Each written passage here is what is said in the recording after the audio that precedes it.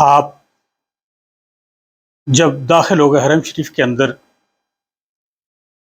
اور کعبۃ اللہ شریف کی زیارت کی، اس کے بعد آپ نے دعا مانگی، جو بھی دعا مانگی قبول ہوگی، اور پہلی دعا جو ہے وہ یہی مانگی کہ مولا کریم اس لمحے کے بعد زندگی بھر میں جب بھی کہیں بھی ہوں، جو بھی دعا مانگوں تیری بارگاہ میں درخواست کروں، میرے مولا درجہ قبولیت عطا فرمانا۔ انشاءاللہ آپ کی دعا قبول ہوگی، کیونکہ پہلی دعا کعبۃ اللہ شریف پہ نظر پڑنے والی دعا قبول ہوتی ہے۔ آپ اس طرح سے دعا مانگیں، یا آپ کے دل میں اس سے زیادہ بہتر کوئی دعا ہے تو وہ مانگیں۔ اب اس کے بعد دوسرے آپ نے کیا کرنا ہے کہ سنت الاعتکاف کی نیت کر لینی حرم شریف کے اندر، سنت الاعتکاف کی نیت کر لیں۔ جب آپ یہ نیت کر لیں تو پھر ایسی حالت میں اعتکاف کا بھی ثواب ملے گا۔ پھر سنت اعتکاف کے حوالے سے آپ وہاں کچھ حرم شریف کے اندر کہیں جگہ ملے تو تھوڑی بہت بیٹھ کر سکون بھی کر سکتے ہیں، لیٹ بھی سکتے ہیں، اگر نیند آ جائے تو وہ بھی، یہ سارے معاملات بہتر ہو جائیں گے انشاءاللہ۔ اور اس کے بعد طواف کا سلسلہ شروع ہونا ہے۔ اب آپ نے طواف کرنے سے پہلے جو احرام باندھا تھا، اس کی میں آپ کو ایک شکل سمجھاتا ہوں۔ وہ یہ ہے کہ جب آپ نے احرام باندھا تو ایک تو آپ نے تہمت باندھا، نیچے تہبند وہ باندھا، جس طرح پنجاب میں دھوتی باندھتے ہیں اس طریقے سے باندھ سکتے ہیں، پھر اور دوسرے طریقے سے بھی دھوتی کو باندھے، جیسے آپ کو سہولت ہو ویسے ہو گئی۔ اب جب آپ نے طواف شروع کرنا ہے، اب طواف شروع کرنے سے آپ نے کرنا کیا ہے کہ یہ جو میں صرف آپ کو سمجھانے کے لیے، کیونکہ میں نے سفید لباس پہنا ہوا ہے تو اس لیے میں یہ بلیک استعمال کر رہا ہوں تاکہ آپ کو دیکھ کر سمجھنے میں آسانی ہو۔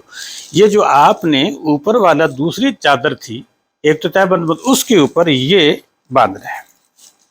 یہ اس طریقے سے کرنا ہے یہ، اور یہ جو ہے نا، یہ سیدھا ہاتھ، یہ اس کے نیچے سے یہ پلو یہ نکال کر اس کو اس طریقے سے ڈال دینا ہے۔ اب طواف میں صرف یہ خالی رکھنا ہے، اس طریقے ہوگا، یعنی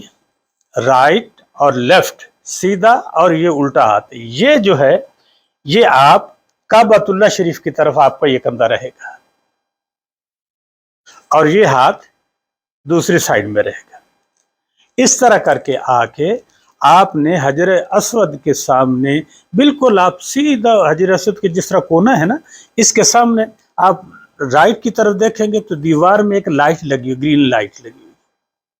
اور اسی گرین لائٹ کے نیچے بالکل اس کارنر کو سیدھے میں فرش پہ ایک لائن لگی ہے نارنجی کلر کی، اور وہ پتھر لگا ہوا ہے لائٹ، تاکہ آسانی رہے لوگوں کو طواف شروع کرنے کے لیے۔ اب جب آپ نے طواف شروع کرنا ہے تو حجر اسود کے سامنے سے آغاز ہوگا۔ حجر اسود سے سامنے سے آغاز کس طرح کرنا ہے کہ وہ یہ پڑھنا ہے آپ نے طواف کے لیے کہ جب وہاں آ جانا ہے، چونکہ رش بہت ہوتا ہے اور وہاں پر اتنا زیادہ رکنا بھی نہیں ہے، جلدی سے یہ کام کرنا ہے تاکہ پیچھے لوگوں کا دباؤ نہ بڑھے، رکاوٹ بھی نہ پڑے، تو یہ ساری چیزیں رہیں، ان ساری چیزوں کو مد نظر رکھنا ہے۔ آپ نے وہاں سے آ کر نیت کرنی ہے، اللہم انی ارید طواف بیتک الحرام فیسرہ لی، اے اللہ میں طواف کی نیت کرتا ہوں، تو اسے میرے لیے آسان فرما دے اور اسے قبول فرما۔ یہ کرنی ہے، اور اس کے بعد بوسہ دینا ہوتا ہے دراصل حجر اسود کو۔ اگر آپ آسانی ہے تو بوسہ دے لیجیے، نہیں تو پھر اپنے یہ جو ہاتھ یوں بوس اس کی طرف کریں، اس طریقے سے اس لائن پر یہ کہہ کے اللہ اکبر اللہ اکبر لا الہ الا اللہ واللہ اکبر، اللہ اکبر لا الہ الا اللہ واللہ اکبر، یہ آپ پڑھیں، اور پڑھ کر درود شریف پڑھیں، اور درود شریف پڑھنے کے بعد پھر بہترین تو یہ ہے کہ مسنون دعائیں پڑھیں جو آپ صلی اللہ علیہ وسلم نے دعائیں پڑھی. اگر وہ یاد نہیں ہیں تو پھر آپ اپنی زبان میں اپنے پروردگار کی حمد و ثنا کریں، اللہ تعالیٰ کی شان بیان کریں، نبی کریم صلی اللہ علیہ وآلہ وسلم پر درود پڑھتے رہیں، تیسرا کلمہ پڑھتے رہیں، دوسرا کلمہ پڑھتے رہیں، پہلا کلمہ پڑھتے رہیں، یعنی یہ ذکر اذکار اللہ تعالیٰ کے پڑھتے رہے. بہترین تو ہے کہ تیسرا کلمہ پڑھ اللہ تعالیٰ کی وحدانیت کو بیان فرمائے، پہلا کلمہ پڑھتے رہیں، دوسرا کلمہ پڑھتے رہے، تیسرا کلمہ پڑھتے رہے، حمد و ثنا کرتے رہیں، اپنے گناہوں کی بخشش مانگے، اللہ تعالیٰ کی بارگاہ میں اپنے لیے دعائیں مانگے، اپنی ساری زندگی کے لیے بہترین زندگی مانگے، زندگی کی گزری ہوئی زندگی کے لیے توبہ استغفار کرے، آنے والے کے لیے توبہ استغفار کرے، کیونکہ توبہ استغفار جہاں انسان کے خطائیں معاف کرنے میں اللہ تعالیٰ کی بارگاہ میں درجہ قبولیت کرتا ہے، اللہ تعالیٰ پسند فرماتا ہے اس کو، آپ کی ہر دعا کو اللہ تعالیٰ درجہ قبولیت عطا فرمائے گا. آپ حجر اسود کے سامنے چلے تو پھر چلتے چلتے آپ دوسرے کونا جو آئے گا یہ حتیم شریف ہے، اس کے باہر آپ نے حتیم شریف کے باہر سے جانا ہے. کعبۃ اللہ شریف کے ساتھ ایک جگہ یوں گول سی ہے، محرابی سی، اس کے اوپر سے گزرتے ہوئے وہ حتیم کہلاتے. یہ حتیم بھی کعبۃ اللہ شریف کی ہی جگہ ہے، یعنی حرم اپنے کعبے کی جگہ ہے، تو وہ اس کے باہر سے گزرنا ہے. اس کونے سے چلے اپنا حجر اسود سے پھر دوسرا کونا آیا، یہ حجر اسود سے شروع کیا، پھر اس کے بعد پہلا کونا آیا، پھر اس کے بعد دوسرا کعبہ شریف کا کونا آیا، پھر پیچھے جا کے تیسرا کونا آئے گا. جب تیسرا کونا آئے گا، تیسرا اور چوتھا کونا پھر حجر اسود کا ہوگا. تو تیسرے کونے میں جب آپ پہنچیں گے تو اس کے پہنچنے کے بعد آپ یہ دعا کریں، ربنا آتنا فی الدنیا حسنۃ وفی الآخرۃ حسنۃ وقنا عذاب النار وادخلنا الجنۃ مع الابرار یا عزیز یا غفار یا رب العالمین. یہ دعا پڑھنے تک آپ حجر اسود کے سامنے آ جائیں گے، پھر سلام کریں. حجر اسود کو بوسہ دینے کی آپ وہاں نہیں پہنچ سکتے تو اپنے اپنے ہاتھوں کو یوں کر کے پھر چوم لیجئے. تو جب یہ چوم لیں گے تو یہ صورتحال اسی طرح ہو جائے گی کہ جیسے کہ آپ نے حجر اسود کو چوم لیا. بسم اللہ والحمد للہ واللہ اکبر والصلاۃ والسلام علی رسول اللہ، یہ پڑھنا ہے اپنے حجر اسود کے سامنے. پہ جب بھی حجر اسود کے سامنے آغاز کرنا ہے تو بسم اللہ والحمد للہ واللہ اکبر والصلاۃ والسلام علی رسول اللہ، ہر دفعہ یہ پڑھتے جائیں 7 چکر. اب میں آپ کو ایک بات پہلے بتانا بھول گیا کہ جب آپ طواف کے لیے تشریف لائیں تو باہر سے بازار میں سے وہ تسبیح ملتی ہیں جس میں 7 دانے ہوتے ہیں، وہ ایسے انگلی میں ایسے رکھ لیتے ہیں، اس میں جگہ بنی ہوتی ہے، تو ہر طواف کرنے کے بعد ایک دانہ اوپر کر دیا. اس طرح آپ کو یاد رہے گا کہ میں نے کتنے طواف کر لیے. 7 چکروں کا ایک طواف ہے، 7 چکر لگائیں گے ایک طواف کہتے ہیں. چکر کو عربی میں شوط کہتے ہیں اور شوط کی جمع اشواط ہے. تو یہ 7 چکر لگائیں گے تو ایک طواف ہوگا، 7 چکر لگائیں گے تو ایک طواف ہوگا. ہر طواف میں آپ اپنے پروردگار کی حمد و ثنا بیان کریں. آپ کو عربی میں یاد نہیں تو اپنی مادری زبان میں یاد رکھیں، اللہ تعالیٰ کے حمدیہ اشعار پڑھیں، اس کی رحمت کا بیان کریں، اس کی رحمتوں کا بیان کریں، اس کی شفقت کا بیان کریں، اپنی ضرورتوں کا بیان کریں، اپنے آپ کے لیے مانگیں، اپنے نبی کریم صلی اللہ علیہ وآلہ وسلم کی ساری امت کے لیے مانگیں، ساری انسانیت کے لیے بھلائی کی دعا مانگیں، ساری دنیا کو ہدایت کے لیے دعا مانگیں اللہ تعالیٰ کی بارگاہ سے. یہ جو صرف یہ شکل ہے نا احرام کی، یہ صرف طواف میں رہے گی. جب آپ کا طواف مکمل ہو جائے تو طواف مکمل کرنے کے بعد یہ کپڑا جو ہے یہ بالکل ایسے رکھ لینا ہے، ایسے. جب آپ طواف کریں گے یہ وہ طواف ہے جس میں آپ بعد میں صحیح کریں گے، یعنی عمرے کا طواف. اس کے بعد ہے نفلی طواف، یعنی کہ آپ جتنے چاہیں مرضی طواف کریں. اس کے لیے احرام کا اس طریقے سے